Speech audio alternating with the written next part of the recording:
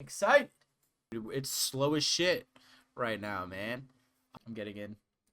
Order filled. I think this is a light stop. I think I got in perfectly, too. Order submitted. Tick below.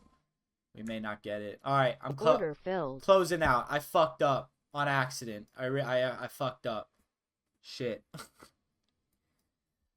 I need this candle to close because this would be the new low for me. This is not a new low. I got too excited. I wasn't thinking. Too excited. That trade right there brought us to a $109 loss. That was completely my fucking fault. All right, we're getting something here. Maybe. I'm gonna take a stab at it. Order filled. Order submitted.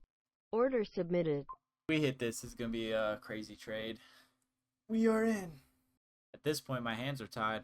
Rinse and repeat. Just follow the same routine. If it doesn't work, it doesn't work. If it works, it works. That's part of trading. Order filled. Oh! Shit! Part of the game. It is what it is. I'm done for the day. I'm really not even mad. I mean, I was on a really long winning streak, so the loss was bound to happen.